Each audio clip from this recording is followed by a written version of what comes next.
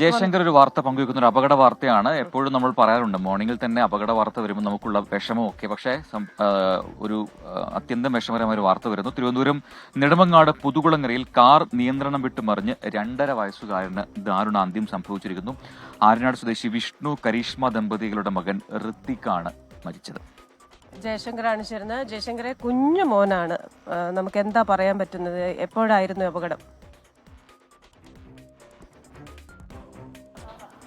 Prajin Christina, കഴിഞ്ഞ ദിവസം രാത്രിയായിരുന്നു ഇത്തരത്തിൽ ഒരു അപകടം നടക്കുന്നത്. 7 പേർ സഞ്ചരിച്ചിരുന്ന ഒരു വാഹനം, 2 കുട്ടികൾ ഉൾപ്പെടെ 7 പേർ സഞ്ചരിച്ചിരുന്ന ഒരു വാഹനം നിയന്ത്രണം തെറ്റുന്നു. അതൊരു കലിങ്കിൽ ഇടിക്കുന്നു.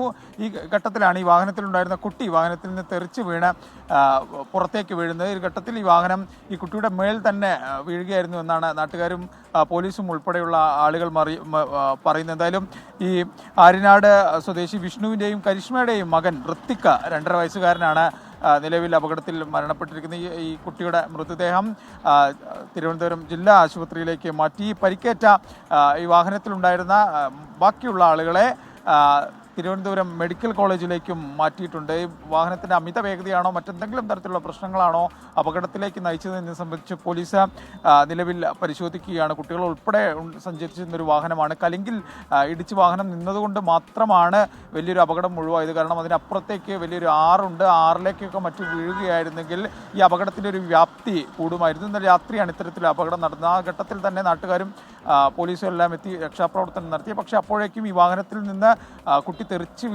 വീണ് ഇത്തരത്തിൽ മരണത്തിന് കീഴടങ്ങുന്ന ഒരു സാഹചര്യമുണ്ടായത്. വളരെ ദാരുണകരമായ സംഭവമാണ്. സംസ്ഥാനത്ത് ഈ അപകടങ്ങൾ തുടർ വാഹനാപകടങ്ങൾ ഉണ്ടാകുന്നു. പോലീസും മോട്ടോർ വാഹന വകുപ്പും എല്ലാം തന്നെ വലിയ തോതിലുള്ള പരിശോധന വ്യാപകമാക്കുന്ന ഒരു ഘട്ടത്തിലാണ് ഇത്തരത്തിൽ വീണ്ടും തിരുവനന്തപുരത്ത് നിന്ന് ഒരു അപകട വാർത്ത വരുന്നു. അതിലും ഏറെ വേദന ഒരു 2.5 വയസ്സുകാരന് ഋത്തിക്കുന്ന 2.5 വയസ്സുകാരന് ജീവൻ നഷ്ടമായി എന്നതിൽ തന്നെയാണ്. എന്തായാലും കുട്ടിയുടെ മൃതദേഹം ആശുപത്രിയിലേക്ക് മാറ്റിയിട്ടുണ്ട്. സംഭവത്തിൽ പരിക്കേറ്റ ആളുകൾ തിരുവനന്തപുരം മെഡിക്കൽ കോളേജിൽ ചികിത്സയിലാണ്.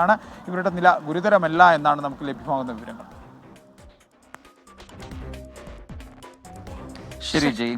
അപ്പോൾ അതീവ ദുഃഖകരമായ ഒരു വാർത്തയാണ് ഈ മണിക്കൂറിൽ പുറത്തുവന്നത്. 2.5 വയസ്സുകാരനാണ് വാഹനാപകടത്തിൽ ദാരുണാന്ത്യം സംഭവിച്ചത്.